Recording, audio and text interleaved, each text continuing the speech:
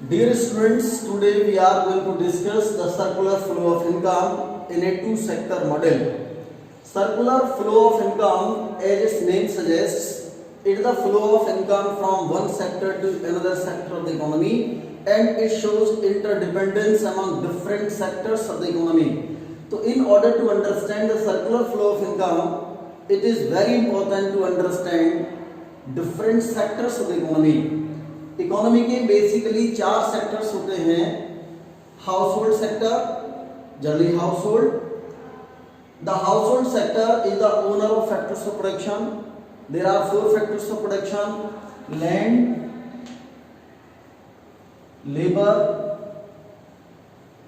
Capital and entrepreneur.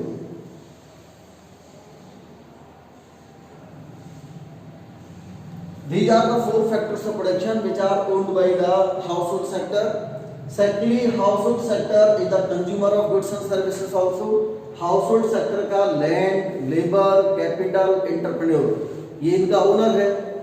और household sector goods and services का consumption भी करता है.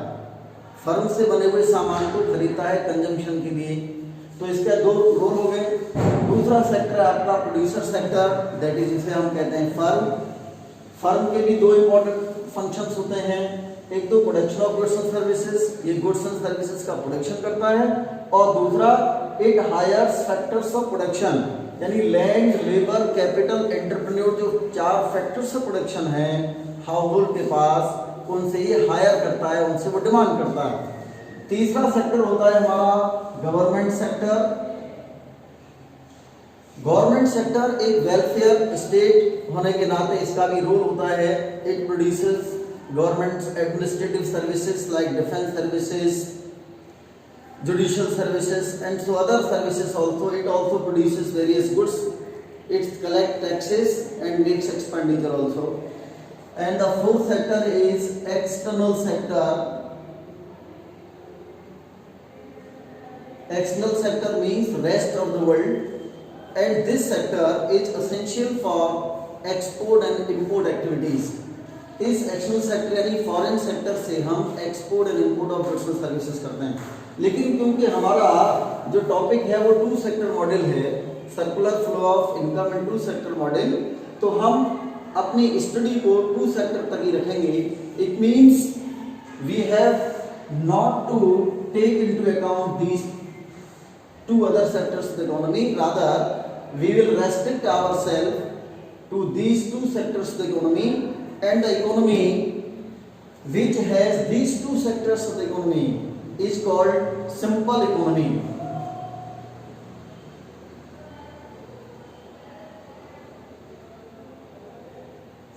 So what is simple economy? A simple economy is one in which there are 2 sectors, household sector and producer sector. अब household sector और producer sector में continuous interaction होता है. एक दूसरे का survival depends upon one another. एक दूसरे के बगैर सर्वाइवल पॉसिबल नहीं है. हाउसहोल्ड के बगैर प्रोड्यूसर, प्रोड्यूसर के बगैर हाउसहोल्ड का सर्वाइवल पॉसिबल नहीं है. इसलिए इन दोनों में क्या होगा? कांस्टेंट इंटरेक्शन होगा, इंटर रिलेशनशिप होगा. Money and goods and services will flow from one sector to another sector, और ये सर्कुलर वे में चलता रहेगा, एंडलेस सिचुएशन तक चलेगा, नेवर एंडिंग प्रोसेस होगी. तो इस इंटरेक्शन को, इस inter relationship among between these 2 sectors of the economy in a simple economy is called circular flow of income. Now let us see how the goods and services as well as money flows from one sector to another sector of the economy. अब आप यहाँ देखिए, ये मैंने बनाया हुआ है यहाँ पर किस तरीके से एक सेक्टर से दूसरे सेक्टर में गुड्स एंड सर्विसेज का, फैक्टर्स ऑफ प्रोडक्शन का फ्लो होता है, और उसका एज ए रेसिप्रोकल उसके पेमेंट्स का फ्लो होता है. यहाँ देखिए, हम यहाँ से शुरू करते हैं. Household sector, as the household sector is the owner of factors of production. अब ये फैक्टर्स ऑफ प्रोडक्शन का तो ओनर है, इसके पास लैंड है, लेबर है, कैपिटल है, एंटरप्रेन्योरशिप है. It supplies these factors of production to the firm. When it supplies these factors services to the firm, factor makes reciprocal payments.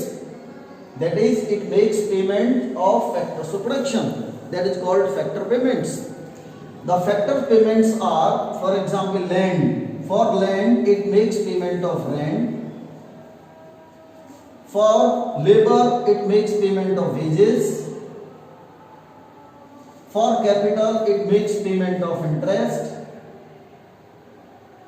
And for entrepreneurship it makes payment of profit. So these are 4 factor payments against factor services. Factor services, land, labor, capital, entrepreneurship are supplied by the household to the firm. और जब firm इन services को use करेगा तो it will make payment in the form of rent, wages, interest and profit, and these payments are called factor payments. अब आप सोचिए, जब ये पेमेंट हाउस होल्ड के पास जाएगा, assuming that there is no saving at all. हम यहाँ सिंप्लीफाइड इकोनॉमी में हम ये कुछ एजम्पशंस लेकर चल रहे हैं.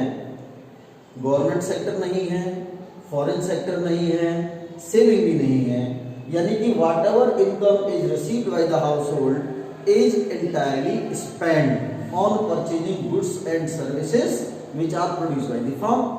अब जैसे ही इसके पास रेंट, वेजेस, इंटरेस्ट, प्रॉफिट जब हाउस होल्ड सेक्टर के पास आएगा तो हाउस होल्ड सेक्टर क्या करेगा, उस पैसे को खर्च करेगा, स्पेंड करेगा on purchasing goods and services.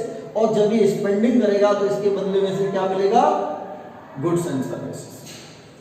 तो इस तरीके से क्या हुआ, जब इन्होंने पेमेंट किया गुड्स एंड सर्विसेज, इसने सप्लाई की गुड्स एंड सर्विसेज की, यहां पर मनी इधर फ्लो हुई, यहां पर गुड्स का फ्लो हो गया. तो ये जो यहां पर नीचे जो फ्लो होना दिखाया है, यहां पर मनी फ्लो है, ये मनी फ्लो है, मनी फ्लो.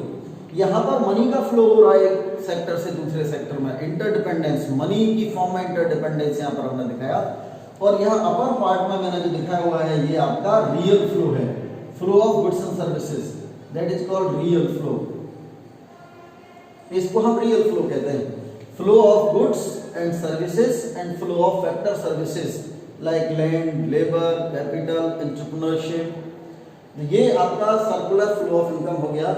यहाँ पर मनी किस तरीके से फ्लो हो रही है हमने दिखाया, और यहाँ पर हाउस होल्ड सेक्टर से फर्म में और फर्म से हाउस होल्ड सेक्टर में किस तरीके से ये गुड्स एंड सर्विसेज का फ्लो हो रहा है. तो देखिए कि रियल फ्लो और मनी फ्लो के बारे में थोड़ा सा और डिस्कस हम कर लेते हैं. Money flow is the flow of money in the form of factor payments like rent, wages, interest, profit, and flow of expenditure on purchasing goods and services. So this money flow is expressed in terms of money. और ये जो real flow है, ये real flow is expressed in terms of goods and services and factor services. अब आप ये बताइए कि इन दोनों में से real flow और money flow, इन दोनों में से which flow is influenced by change in price level? Definitely money flow is expressed in terms of money, it is expressed in terms of price. So therefore money flow is directly influenced by change in price level, whereas real flow is not affected by change in price level because it is expressed in terms of goods and services. अब हम ये देखते हैं कि भाई इसके अंदर ये कंटिन्यूटी क्यों है और ये सर्कुलर वे में क्यों चलता है. इसके लिए अभी मैंने आपको ये समझाया कि household sector and firm they are having twin demand and supply relationship. There is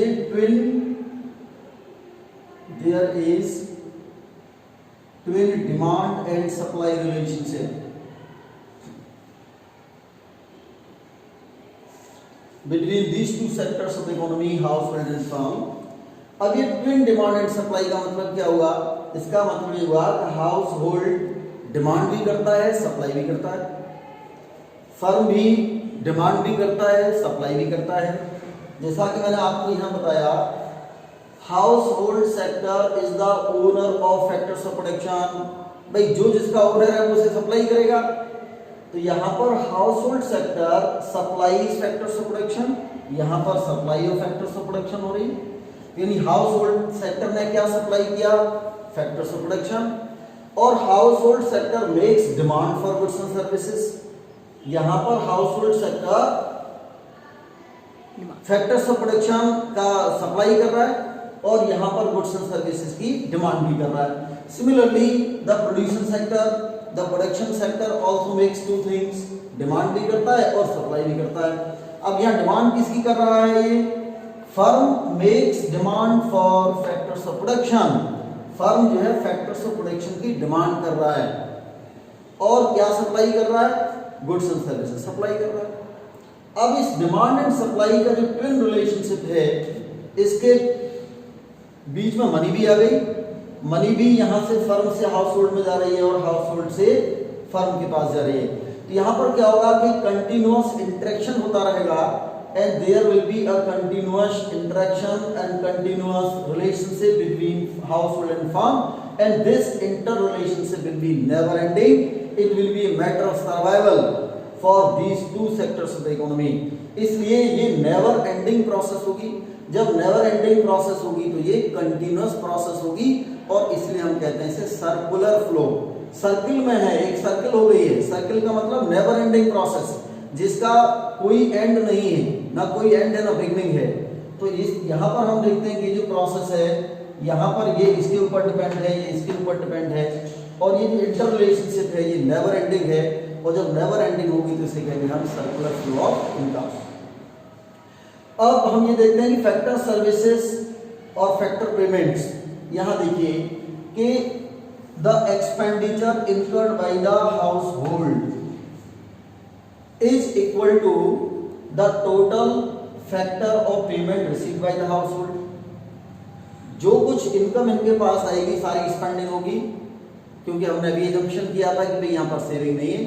जब सेविंग नहीं है तो इसका मतलब होगा whatever amount is received by the firm by the household from firm in the form of factor payments will entirely be spent on purchasing goods and services।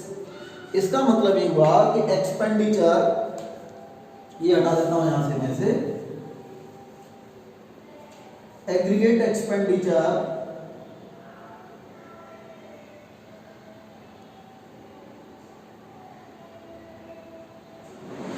And aggregate income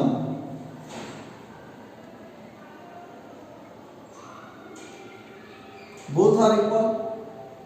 Aggregate income and aggregate expenditure are equal because saving is zero. We have assumed already कि जितना पैसा है sir house hold के पास आएगा सब एक खर्च कर देगा।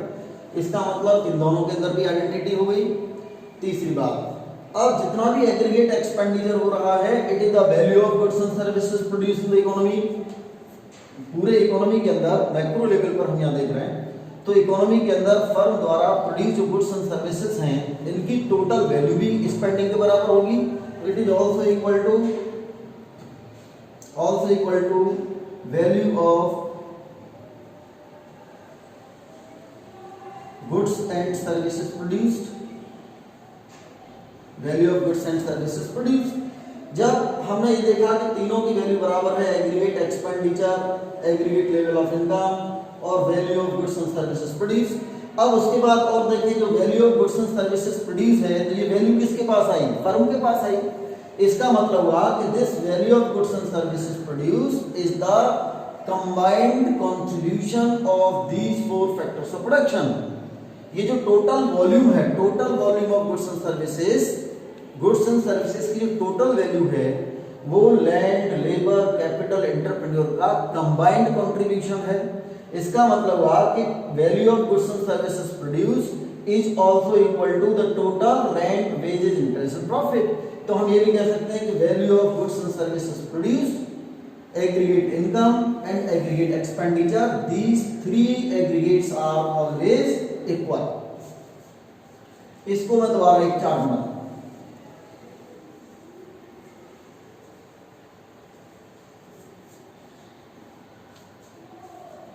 एग्रीगेट एक्सपेंडिचर,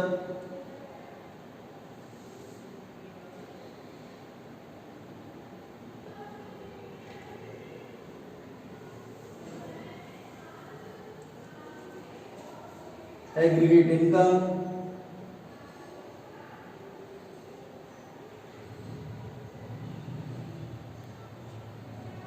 और एग्रीगेट वैल्यू ऑफ आउटपुट।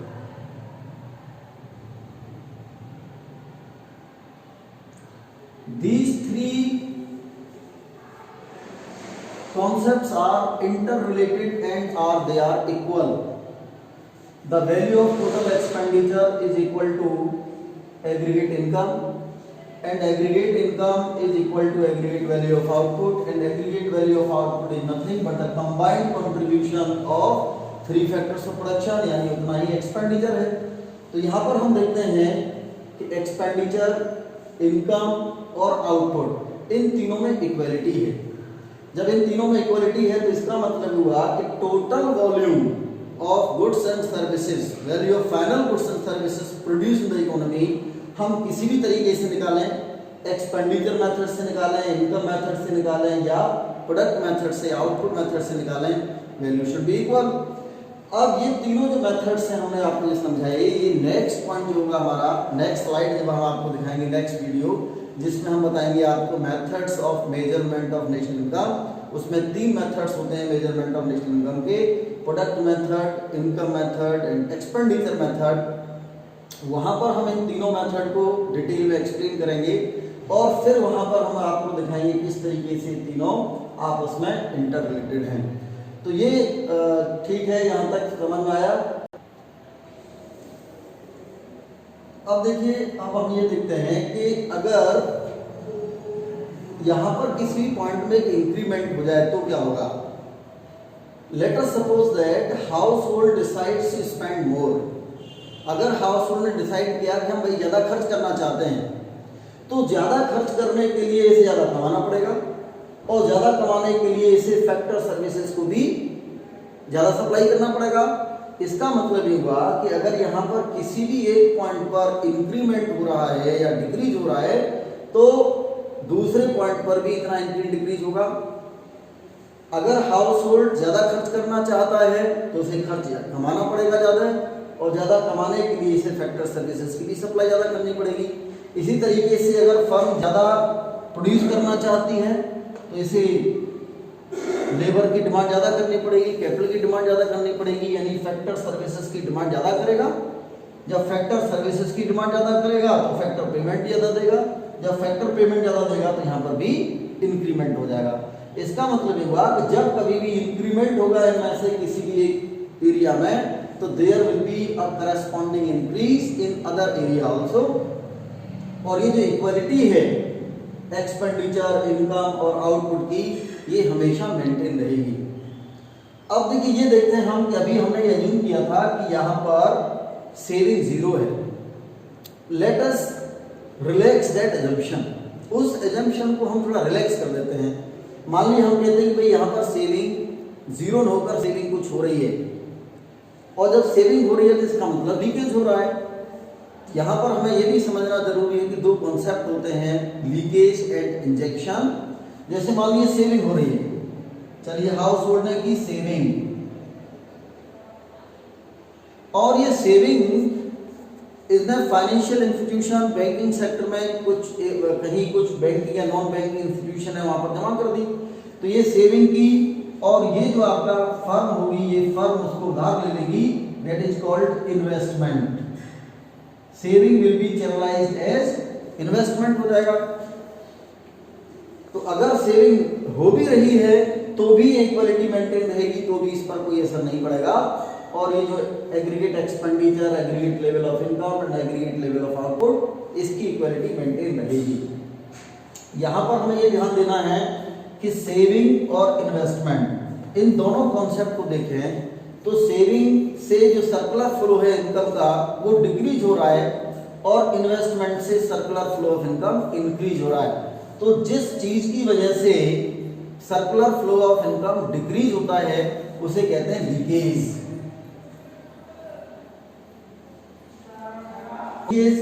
और एक होता है injection. Leakage and injection. Leakage is that part of income which is taken out from circular flow. For example, saving. So here in this case, leakage is saving, and that part of income which is added to the circular flow or external addition of circular flow of income is called injection. जैसे for example, investment. तो यहाँ पर अगर leakage और injection equal हैं तो फिर ये मॉडल इस तरीके से चलता रहेगा, यहाँ पर कोई दिक्कत नहीं आएगी। तो जैसा मैंने अभी आपको बताया कि लीकेज और इंजेक्शन, जब तक ये लीकेज और इंजेक्शन दोनों इक्वल होंगे इकोनॉमी पर कोई असर नहीं पड़ेगा, लेकिन अगर ये डिसबैलेंस हो जाएंगे तो इन दैट केस तो फिर इकोनॉमी के अंदर असर पड़ेगा। अब इसके बाद हम देखते हैं कि इसकी भाई इंपॉर्टेंस क्या है। ये सर्कुलर फ्लो ऑफ इनकम हमने पढ़ा, सर्कुलर फ्लो ऑफ इनकम की हमने स्टडी की, तो इस सर्कुलर फ्लो ऑफ इनकम की स्टडी करने की हमें जरूरत क्या पड़ी। सर्कुलर फ्लो ऑफ इनकम को देखने से हमें कम से कम दो चीजें समझ आ रही हैं। एक तो हमें इस बात की नॉलेज हो जाती है कि there is interdependence among different sectors of the economy, और दूसरी बात ये कि इसको देख करके हम नेशनल इनकम एस्टिमेशन इजीली कर सकते हैं। तो अब आया importance of circular flow of income.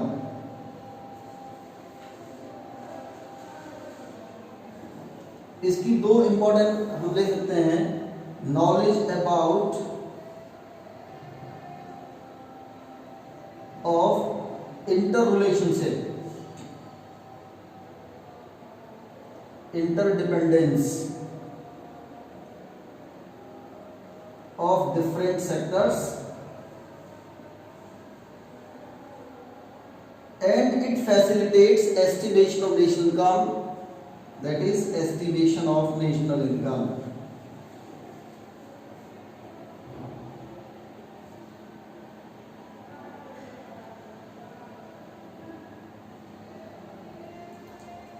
जैसा कि मैंने आपको बताया कि एग्रीगेट एक्सपेंडिचर अगर हम कैलकुलेट कर लें तो इससे भी जीडीपी निकलेगा, नेशनल इनकम निकलेगा। एग्रीगेट लेवल ऑफ इनकम हम एस्टिमेट करें तो भी इससे जीडीपी, नेशनल इनकम सब कैलकुलेट हो सकता है, और वैल्यू ऑफ आउटपुट की हेल्प से भी हम इसको एस्टिमेट कर सकते हैं। तो हमने आपको इस वीडियो में क्या किया, मैं आपको समराइज कर रहा हूँ। इसके अंदर हमने लिया circular flow of income into sector model. Circular flow of income means inter relationship among different sectors of the economy. Basically here we are taking two sectors, दो सेक्टर हम ले रहे हैं, firm and household sector. तो firm का household और household का firm के साथ किस तरीके से फ्लो हो रहा है, गुड्स एंड सर्विसेज का, फैक्टर पेमेंट सर्विसेज का, मनी का, ये सब जो इंटर रिलेशनशिप है इसे हम सर्कुलर फ्लो ऑफ इनकम कहते हैं। ये circular flow of income circular है क्योंकि यहाँ पर twin demand and supply model है, और इसके अंदर हर सेक्टर डिमांड भी करता है, सप्लाई भी करता है। ये जो एक्सप्लेनेशन हमने दिया इसको हम मैक्रो इकोनॉमिक मॉडल भी कहते हैं। तो macro economic model explains the entire functioning of the economic system in an imaginary situation which is based on certain assumptions. कुछ एजम्पशंस भी इसमें हमने लिए और एक इमेजिनरी सिचुएशन को हमने दिखाया है, क्योंकि भाई ऐसा तो है नहीं कि प्रैक्टिकल लाइफ में दो ही सेक्टर है, house hold and firm, other sectors भी हैं। तो इमेजिनरी सिचुएशन को शो किया।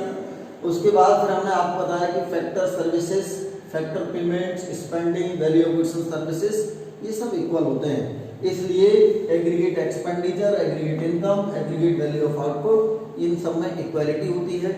नेक्स्ट सेक्शन जब हम देखेंगे तीन मेथड्स हैं प्रोडक्शन, जीडीपी और जीएनपी, नेशनल इनकम निकालने के, तो वहाँ पर हम किसी भी मेथड से नेशनल इनकम कैलकुलेट करें, आंसर बराबर आता है, तो वो यहाँ पर हमारी हेल्प करेगा। इसके बाद हमने आपको बताया कि अगर कहीं पर एक पॉइंट पर कहीं इंक्रीज हो रहा है तो दूसरे पॉइंट पर भी इंक्रीज होगा, क्योंकि equality has to be maintained. Macroeconomics में दो कॉन्सेप्ट और भी होते हैं, leakage and injection. Leakage is that part of income which is taken out from circular flow, और इसका नेगेटिव इम्पैक्ट होता है, एक कॉन्ट्रैक्शनरी इम्पैक्ट होता है इकोनॉमी के अंदर। और investment is external addition of income in the circular flow, that is called injection. For example investment, इससे एक्सपेंशनरी इफेक्ट होता है इकोनॉमी के अंदर। फिर हमने आपको बताया कि इसकी इंपॉर्टेंस क्या है, इससे हमें इंटरडिपेंडेंस अमंग डिफरेंट सेक्टर्स की जानकारी हो जाती है। नेशनल इनकम एस्टिमेशन, इससे बहुत ही आसान हमारा हो जाता है। तो ये चीज़ें हमने आज डिस्कस करी। हमारी वीडियो आपको ये कैसे लगी, अपने आपके जो क्वेश्चंस हो आप अपने क्वेश्चंस कमेंट बॉक्स में पूछ सकते हैं। हमारी वीडियो अच्छी लगी आपको तो आपसे सब्सक्राइब करना ना भूलें। Thank you very much.